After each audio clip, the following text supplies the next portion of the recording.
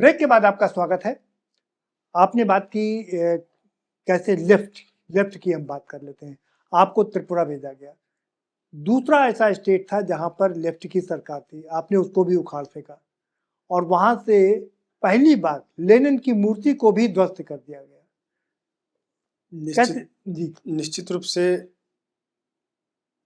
अब जो है देश के अंदर समाज अब जागरूक हो रहा है। लेफ्ट के लोगों ने जिस प्रकार से मैंने कहा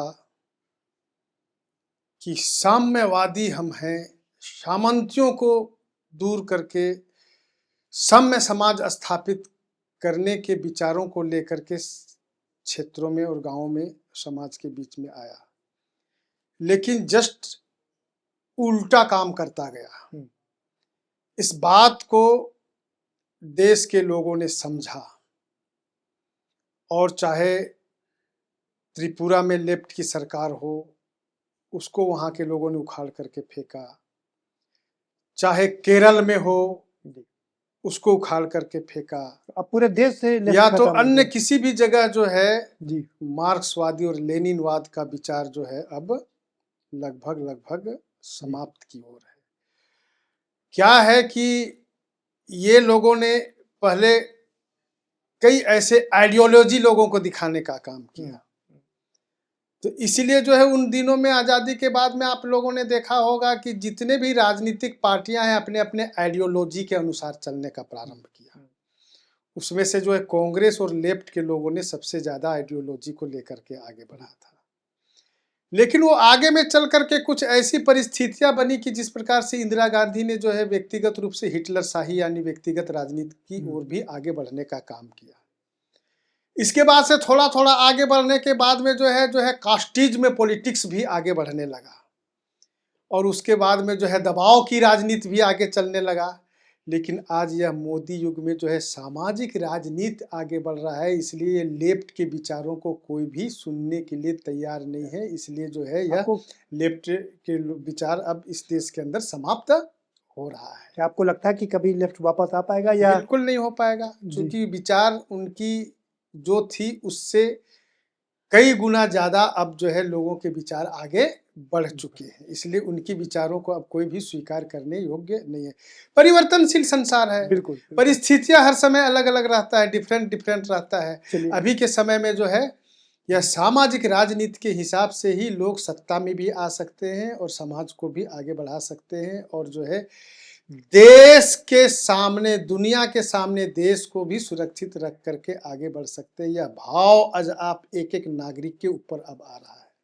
आपने कहा, बिल्कुल ठीक फरमाया, आपने बिल्कुल ठीक कहा और ये बात 100% सच है कि जिस पार्टी को अनुसूचित जनजाति वोट देता है उस पार्टी की सरकार बन जाती है और ये बात कांग्रेस भली भांति जानती है। तो यही कारण है कि वो एसटी पर पूरा फोकस कर रहे हैं, ज़्यादातर एसटी के लोगों को जोड़ रहे हैं। जिस तरह से 2024 में संविधान को आगे रख करके कि संविधान बदल देंगे, आपकी पार्टी को 240 तक रोक दिया। क्या लगता है कि एक बहुत बड़ा झटका था? निश्चित रूप से अगर आपको स्पष्ट रूप से अगर मैं बताना चाहूँगा, ये कांग्रेस के लोगों ने जनजाति कार्ड खेल करके जनजाति का उत्थान कभी भी नहीं किया है। उन लोगों ने हमेशा से छलने का काम किया है, हमेशा से गुमराह करने का काम किया है। और मैं बताना चाहता हूं कि ये लोगों ने, मैं पिछले बार भी कहा कि ये जनजातियों को गरीब हो, लाचार हो, अनपढ़ हो, विवश हो, अत्याचारित हो, यही कहता रहा। कभी भी नहीं कहा कि तुम बहुत विवेकशील हो, तुम बुद्धिजीवी हो, तुम स्वाभिमानी हो, तुम पढ़ने में तेज हो सकते हो, तुम भी डॉक्टर बन सकते हो, तुम भी इंजीनियर बन सकते हो, तुम भी वकील बन सकते हो, तुम भी नेता बन सकते हो। इस प्रकार से उत्साहित प्रोत्साहित करने का काम इन लोगों ने नहीं किया, जिसके चलते जो है हमारा जनजाति समुदाय जो है वो आगे नहीं बढ़ पाया और उसके फेर में रह गया और जो है कुंठित होकर के और आगे बढ़ना चाहिए तो और नीचा ही जाता रह गया। इस प्रकार से इन लोगों ने किया है और ये कभी भी ये आगे बढ़ाने का काम नहीं किया।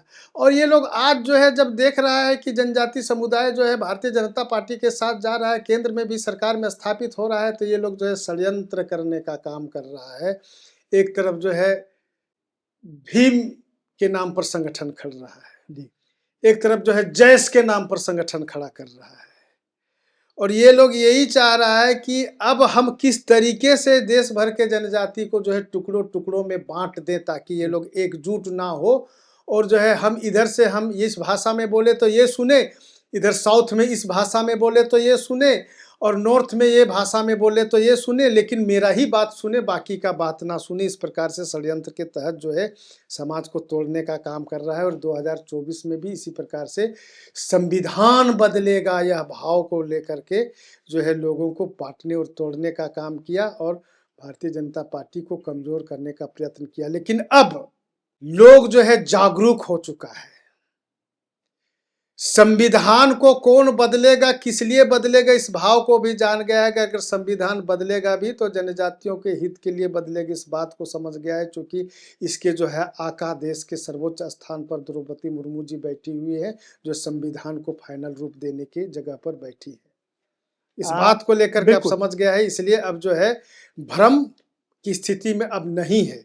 नहीं, आप ठीक कह रहे, भ्रम की स्थिति में नहीं है। लेकिन जिस तरह से 2014 से पहले तक जनजाति भी पूरा सपोर्ट करता था कांग्रेस को और उनकी सरकारें बनाने में मदद करता था, एक बार फिर से अब कांग्रेस ने उनको जोड़ने की तमाम कोशिशें शुरू कर दी हैं।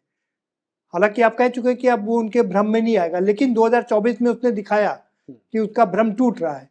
तो 2027 में यूपी के चुनाव की बात करें, 2029 में हम आम चुनाव की बात करें, आपकी पार्टी की क्या रणनीति होगी? देखिए, हमारी पार्टी की कोई भी अलग से रणनीति नहीं होती है जी। चूंकि हम जो है पंडित दीनदयाल उपाध्याय के विचारों के साथ चलने वाली पार्टी है। पंडित दीनदयाल उपाध्याय जी ने ही अंत्योदय की कल्पना करके समाज के निचले तबके के लोगों को ऊपर उठा करके चलेंगे, तभी जाकर के देश आगे बढ़ेगा, यह भाव लेकर के चला था। किसी भी देश के जो है सबसे जो है निचले स्तर के व्यक्ति की आर्थिक स्थिति को आप आकलन करेंगे, उसी से देश की आर्थिक स्थिति की पता चल जाएगा। यह भाव के साथ उन्होंने आगे बढ़ा था, जिसके चलते जो है निचले स्तर के लोगों को मजबूत कर देंगे तो देश मजबूत हो जाएगा। इस भाव के साथ चला है। इसलिए जो है अब हमारे जनजाति समुदाय इस बात को समझ गया और अपने स्वयं आत्मनिर्भर होकर के आगे बढ़ने में आगे बढ़ रहा है। इसलिए अब जो है कहीं भी भ्रम की स्थिति नहीं है। चलिए आगे बढ़ते हैं, आगे भविष्य की राजनीति की बात कर लेते हैं। 2027 का चुनाव, जिसमें 3 बड़े महत्वपूर्ण राज्य हैं, उत्तर प्रदेश, उत्तराखंड और पंजाब। बात उत्तर प्रदेश की कर लेते हैं। उत्तर प्रदेश में कैसे आप अपने आप को कंसोलिडेट करेंगे, क्योंकि समाजवादी पार्टी भी है, बहुजन समाज पार्टी भी है, कांग्रेस भी वहाँ पर चुनाव लड़ रही है और लोकसभा में उसने अच्छा किया। हम सबसे पहले बहुजन समाज पार्टी की बात कर लेते हैं। बहुजन समाज पार्टी कभी अनुसूचित जाति, अनुसूचित जनजाति की एक बड़ी नेत्री हुआ करती थी मायावती। आज उनकी जो हालत है उसको कैसे देखते हैं आप? देखिए, मैंने पहले ही कहा कि आज के दिन में अब कास्टिज्म पॉलिटिक्स चलने वाला नहीं है देश के अंदर में। आज के दिन में सामाजिक राजनीति की ओर आगे देश बढ़ रहा है। इसलिए आप बंगाल के अंदर में भी देखे होंगे कि जिस प्रकार से जो है वहाँ कम्युनल चल रहा था जी, वहाँ सांप्रदायिकता की जिस प्रकार से जो है प्रकाष्ठा को पार कर गया था। लेकिन आज जो लोगों के लिए भूतो न भविष्यति लग रहा होगा, उस जगह पर भारतीय जनता पार्टी एक सामाजिक राजनीति की ओर आगे बढ़ता हुआ वहाँ सत्ता पर स्थापित हुआ है। ये इसकी शुरुआत आप जिस राज्य की बात कर रहे हैं उत्तर प्रदेश की, उत्तर प्रदेश से ही शुरू हुआ था जी। और वहाँ भी इसी बातों को लेकर के बड़े बड़े देश भर के सबसे बड़ा राजनीतिक केंद्र जो है उत्तर प्रदेश ही हुआ करता है। लेकिन उत्तर प्रदेश में भी वो चाहे काशी राम हो, चाहे मायावती हो, चाहे मुलायम सिंह हो, चाहे उनके जो है पुत्र हैं अखिलेश यादव हो, ऐसे लोगों ने भी पूरा कास्टिज्म पॉलिटिक्स करने का काम किया और सत्ता में भी रहा। लेकिन आज के दिन में वो काम आने वाला नहीं है। इसलिए वहाँ पर चाहे भीम आर्मी हो या बाकी विचार हो, पिछले दिनों में चला चला लेकिन अब चलने वाला नहीं है। इस बार भी जो है यूपी में भारतीय जनता पार्टी बहुत ही स्मूथली सरकार में स्थापित होगी। यह लेकिन वहाँ के जन भावनाओं के आधार पर यह देखा जा रहा है। वहां पर अभी भी बहन जी को, मायावती जी को 13% वोट मिलता है। वो कहते हैं अनुसूचित जाति अनुसूचित जनजाति का वोट अभी भी उनके पास में है। निश्चित रूप से जिस सब जाति समुदाय का नेता होता है उनके पास कुछ लोग स्वाभाविक रूप से जुड़े रहते हैं और कोशिश करते हैं कि इनको हम आगे बढ़ाएं। लेकिन केवल उतने ही से काम चलने वाला नहीं है, इसमें तो पूरे राज्य के राय की बात होती है, पूरे राज्य के जन भावनाओं की बात होती है। पूरे राज्य के जन भावना अब जो है भारतीय जनता पार्टी के साथ जो है जुड़ गया है। इसलिए अब ये सारी चीजें अब चलने वाला नहीं है। मैं तो मायावती जी से आग्रह करता हूं, निवेदन करना चाहता हूं कि आप भी हो जो समाज के मुख्य धारा के साथ जुड़ करके समाज को आगे बढ़ाने में ऐसे दलों के साथ जुड़ करके आगे बढ़िए। मैं आग्रह करना चाहता हूँ। आपने आग्रह किया, जो एक खबर थी उस पर आपकी मुहर लगवा सकते हैं क्या हम? उनको ऑफर दिया गया था कि आप अपनी पार्टी को भाजपा में मर्ज कर दीजिए और हम आपको उपराष्ट्रपति बना देंगे। खबरें थी इस तरह की। अब खबरें रही होगी, लेकिन मैं तो अपने विचारों को बोलता हूँ, किसी खबर पर मैं बात नहीं करता। चलिए आगे बढ़ते हैं। अखिलेश यादव अम्बेडकर वाइट हो गए हैं, अम्बेडकराइट हो गए हैं। वो पहले समाजवादी थे, लेकिन अब उन्होंने अम्बेडकर को भी अपना लिया है और सारे जो अनुसूचित जाति अनुसूचित जनजाति के जो लोग बसपा से निकले उनको जोड़ने की कोशिश कर रहे हैं। कैसे देखते हैं आप उनको? देखिए, बनावटी चीजें जी बहुत टिकाऊ नहीं होती है। ये अंबेडकर जी भारत के संविधान को वो लिखने का काम किया।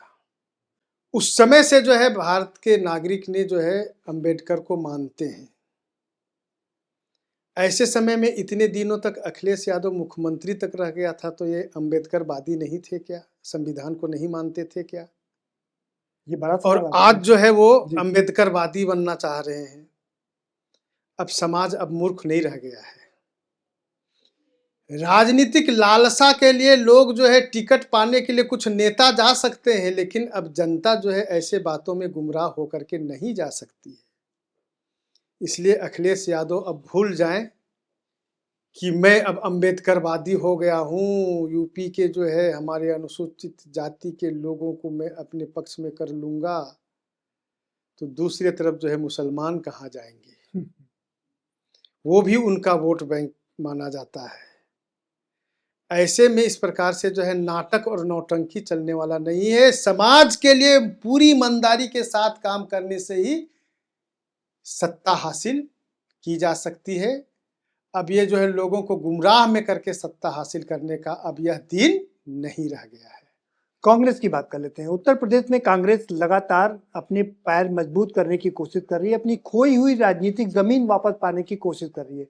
2024 के लोकसभा चुनाव में आंशिक सफलता मिली उनको, 1 से बढ़कर 6 लोकसभा सीट हो गई उनकी। और 2027 के चुनाव में वो पूरा अपना दमखम लगा रहे हैं, प्रियंका को वहां का भार सौंपने जा रहे हैं। निश्चित रूप से आज़ादी के बाद से लगातार कांग्रेस के लोगों ने सत्ता पर स्थापित रहा है और उसका कथनी और करनी को लोगों ने देखता हुआ आ रहा है। आज नए पीढ़ी के लोग सुनता हुआ आ रहा है और इनके आज के गतिविधियों को भी देखता हुआ आ रहा है। इसलिए कांग्रेस यूपी के अंदर आज के दिन में अपने को आगे बढ़ाने की स्थिति में नहीं है। लेकिन राहुल गांधी तो माफी मांग रहे हैं। राहुल गांधी कह रहे हैं कि हमसे भूल हुई, हमने गलती किया, हम सॉरी बोलते हैं कि हमने दलितों को ज़्यादा आगे नहीं बढ़ाया, अनुसूचित जाति के लोगों को आगे नहीं बढ़ाया, और अब हम सत्ता में आएंगे तो हम ज़रूर करेंगे। ये लगातार आज़ादी के पहले से भी, आज़ादी के बाद से भी लोग जो है प्रलोभन दे करके जो है सुनता हुआ देखता हुआ आया है, इसलिए अब की गारंटी को कैसे मानेगा। जी। इसलिए जो है अब राहुल की गारंटी का बात ही नहीं है। अच्छा, क्या आपने अब जो है अभी जी। तक में जो है मोदी जी की गारंटी के आधार पर ही यह देश आगे चल रहा है, इसलिए राहुल की गारंटी का कोई मतलब नहीं रह गया है। आपके साथी मीन्स एनडीए के साथी ही, जैसे मैं बिहार के चिराग पासवान की बात करूं, चिराग पासवान भी वहां से चुनाव लड़ने जा रहे हैं, आदिवासियों को लुभा रहे हैं वहां पर। वो कह रहे हैं जब आपका नेता है तो बाहरी को क्यों लाना। देखिए, चिराग पासवान की पार्टी एनडीए के साथ है, राष्ट्रीय गठबंधन, राष्ट्रीय जनतांत्रिक गठबंधन के साथ वो है, इसलिए वो राष्ट्रीय पार्टी के रूप में रजिस्टर्ड है। तो वो आग्रह कर रहा है कि यूपी में भी हमको कुछ सीट मिल जाए। तो ये हमारा जो है एनडीए में लोग तय करेंगे जी। कि उनको लड़ना चाहिए, कितना लड़ना चाहिए, कितना नहीं लड़ना चाहिए, तो तब की बात रही। लेकिन जो है एनडीए में विचार समन्वयक होता है, इसके बाद ही कार्य आगे बढ़ता है, इसलिए इसको हम अग्रिम में आगे कुछ भी नहीं कह सकते। चलिए, वीआईपी के साहनी साहब भी चुनाव लड़ने का मन बना रहे हैं, वहां से अपनी पार्टी का विस्तार कर रहे हैं, कैसे देखते हैं आप इसको? मैंने पिछले ही बार बोला कि जिस प्रकार से चिराग पासवान जी का विचार है, उस प्रकार से साहनी जी का भी विचार है। उन विचारों को एक साथ करते हुए जो है एनडीए आगे बढ़ेगी।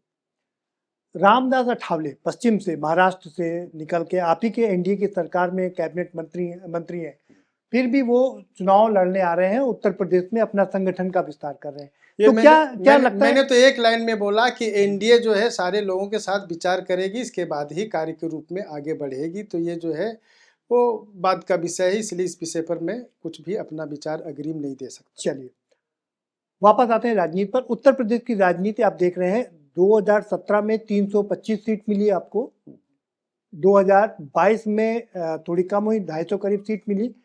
अब 2027 का चुनाव है, कैसे देखते हैं आप इस चुनाव को? 2027 का चुनाव में इन दोनों चुनावों से ज़्यादा मिलने की संभावना है, इसलिए कि प्रारंभ में लोगों ने देखा कि भारतीय जनता पार्टी आज के दौर पर किस प्रकार से समाज को एक साथ आगे बढ़ाने का काम कर रही है। दोबारा है भी उन लोगों को जिताने का काम किया। जब ये आगे बढ़ रहे थे तो विपक्ष के लोगों ने देखा कि इस बार भी इन लोगों ने बहुमत के साथ आगे बढ़ेगा, इसलिए एड़ी चोटी एक करके वो हराने का काम किया। तो थोड़ा सा जरूर कम रहा संख्या, लेकिन इस बार जो है जनता स्वयं जो है चारों तरफ से देख रहा है कि इसके अलावा दूसरा कोई ऑप्शन नहीं है। सभी क्षेत्र दृष्टि से जो है भारतीय जनता पार्टी की शासन अच्छा चल रही है, इसलिए इस बार जो है और बहुमत के साथ जिताएंगे, इस प्रकार से भाव पूरी उत्तर प्रदेश की जनता की ओर दिखाई दे रहा है। चलिए, समय समाप्त हो रहा है, चलते चलते आखिरी के 2 सवाल और ले लेते हैं। एक सवाल ये कि आप विधायक बन गए, यंगेस्ट विधायक हो गए, सांसद बन गए, राज्यसभा, देश की उच्चतम संसद में आपने अपना प्रदर्शन कर दिया। अब आगे क्या आपकी राजनीति? देखिए, मैं छात्र जीवन से ही सामाजिक कार्यों से जुड़ा रहा। सामाजिक कार्य से जुड़ते जुड़ते जो है राजनीतिक क्षेत्रों में लोगों ने मुझे लाया, और आज के दिन में मैं विधानसभा और राज्यसभा के सदस्य भी होने का सौभाग्य प्राप्त किया, और भारतीय जनता पार्टी के संगठनात्मक कार्यक्रमों में कई दायित्वों को निभाते हुए आज एसटी मोर्चा का राष्ट्रीय अध्यक्ष का दायित्व के रूप में मैं यहाँ पर काम कर रहा हूँ, और मैं एक कार्यकर्ता हूँ, भारतीय जनता पार्टी का सिपाही हूँ। भारतीय जनता पार्टी का सिपाही होने के नाते जिस प्रकार से भी दायित्व मिलेगा उसको पूर्ण मनोयोग के साथ में काम करने की जो है कल्पना के साथ, इसको एक तरह से कहें एक संकल्पित होकर के काम करते जाएंगे। भविष्य की चिंता पार्टी करेगी, मुझे करने की जरूरत नहीं है। चलिए, आखिरी सवाल है, आप चलते चलते हमारे चैनल आज की खबर के माध्यम से अपने अनुसूचित जनजाति के लोगों को क्या संदेश देना चाहते हैं? निश्चित रूप से देश भर के अनुसूचित जनजाति समुदाय के लोगों से मैं अपील करना चाहता हूँ, आह्वान करना चाहता हूँ, बहुत हो चुका जुल्म हम पर, सहा अब ना जाएगा, तरह तरह के प्रलोभन दे करके ठगा अब ना जाएगा। इस पंक्ति को याद रखें। और आज जिस प्रकार से जो है दुनिया डिजिटल युग में चल रहा है, सारे बातों को स्वयं से देख के, समझ के, अनुभूति करते हुए अपना प्रगति, अपने बच्चों का भविष्य कैसे आगे बढ़ सकता है, कैसे सुरक्षित रह सकता है, और हम आत्मनिर्भर होकर के किसी के सामने अब पहले जो है हाथ पसारते थे, वैसे पसारने की जरूरत नहीं। चाहे राजनीति का क्षेत्र हो, चाहे आर्थिक क्षेत्र हो, चाहे किसी भी क्षेत्र में किसी भी जगह हमें हाथ पसारने की जरूरत ना हो। इस भाव के साथ आप पूरे देश भर में आगे बढ़ो, यही मेरा जनजाति समुदाय से निवेदन है। बहुत शुक्रिया हमसे बात करने के लिए, धन्यवाद। तो ये है ओराव साहब जो हमें बता रहे हैं कि शानदार बात यह कि जनजाति को आपने कभी भी भीख मांगते हुए नहीं देखा होगा। वो कभी भीख मांगता नहीं, बल्कि अपना हक और अधिकार ले करके लेना जानता है। बिरसा मुंडा, भगवान बिरसा मुंडा उसके एक उदाहरण है, और इस तरह के तमाम ऐसे अनसांग और भी तमाम उदाहरण इतिहास में भरे पड़े हैं जिन्होंने अपना अधिकार छीन करके लिया है, कभी मांगा नहीं है। और उनका मानना है कि जो अनुसूचित जनजाति है उसमें वो अभी तक बहुत ठगा गया है, लेकिन अब नहीं ठगा जाएगा, वो बार बार नहीं ठगा जाएगा। वो भारतीय जनता पार्टी के साथ लगातार 2014 से है और आइंदा भी रहेगा। अब ये बात कितनी सच होगी ये देखना काफी दिलचस्प होगा। फिलहाल हमें दीजिए इजाजत, हमारी टीम के साथ में हम फिर हाजिर होंगे आपके समक्ष एक ऐसे ही शख्स के साथ।